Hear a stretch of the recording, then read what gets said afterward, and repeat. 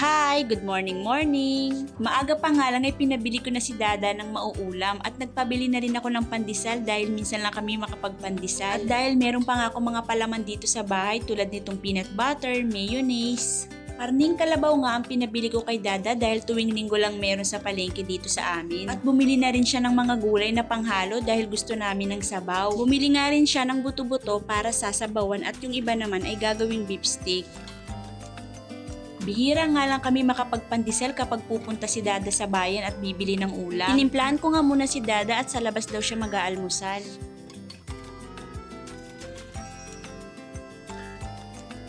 Almusal muna tayo mga mare. Magche-check muna daw siya kay Judith. Pagkatapos nga ni Dada mag-almusal ay nag-asikaso na siya ng mga lulutuin. Nahanda na nga niya ito para mamaya.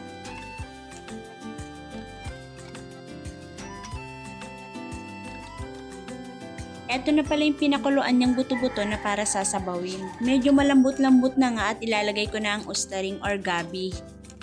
Matagal-tagal na nga rin kaming hindi nakapagsabaw ng ganito dahil mahal nga daw ang karning kalabaw. Tinimplahan na nga ito ni Dada ng asin, magic sarap at paminta. Maya-maya naman na ilalagay ko na rin ang Chinese pechay.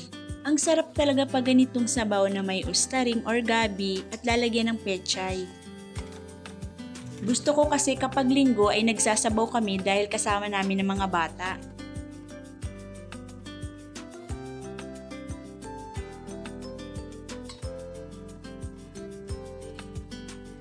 At eto na, luto na ang nilagang kalabaw.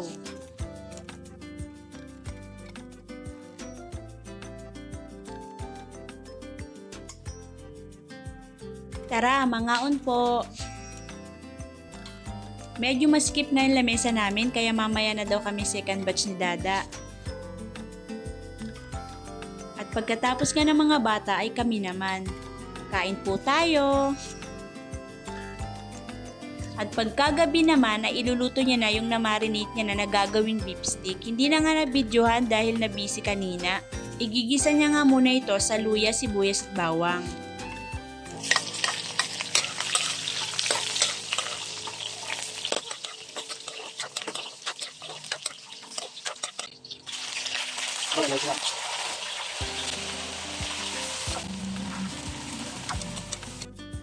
Sinadya talaga namin gabi itong lutuin para bukas may baon ng mga bata sa school. Dito kasi sa amin sa probinsya ay maghapon ng klase kaya kailangan magbaon ng mga bata ng kanin. Tinimplahan na nga ni Dada ng liquid seasoning, kalamansi at magic sarap.